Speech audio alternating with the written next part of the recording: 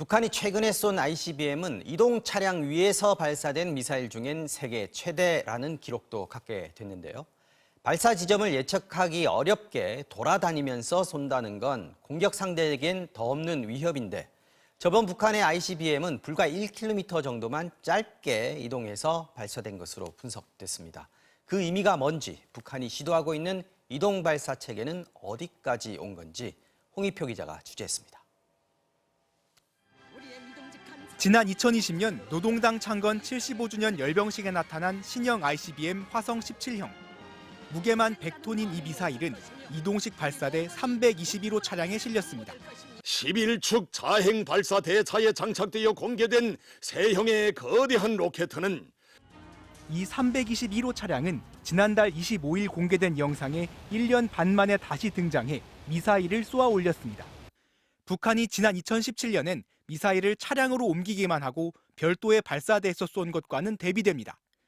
발사 후 상공에서 폭발한 걸로 추정되지만 적어도 이동 발사는 성공해 차량에서 쏜 것으론 사상 최대의 미사일로 간주됩니다.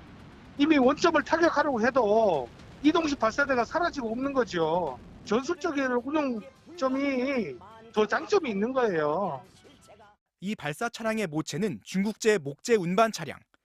북한은 2011년 벌목한 나무를 옮긴다며 제재를 피해 수입에 성공했습니다.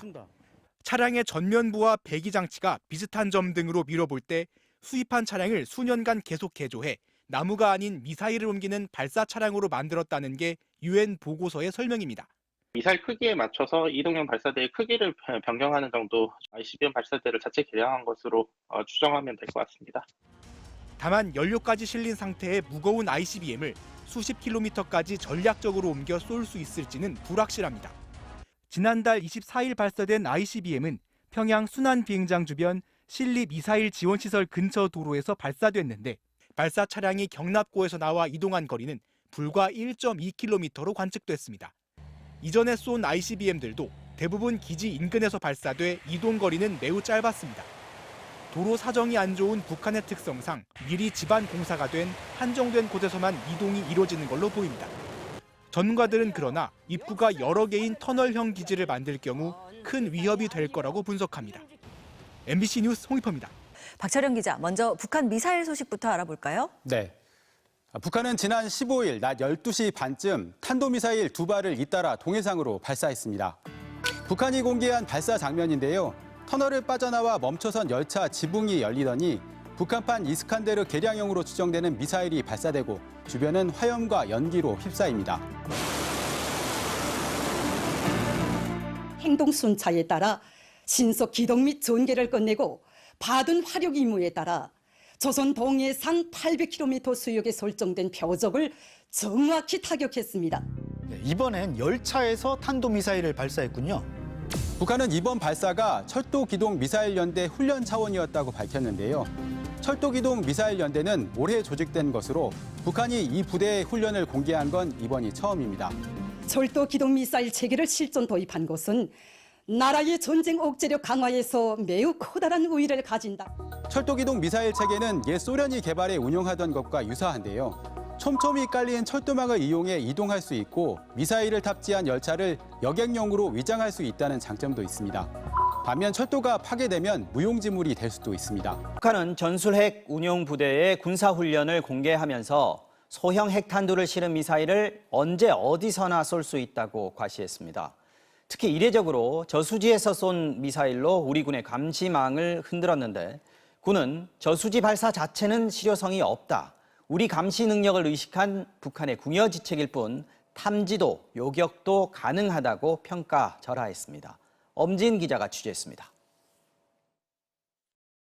지난달 25일 평안북도 태천의 저수지 한가운데서 솟아오른 북한의 탄도미사일.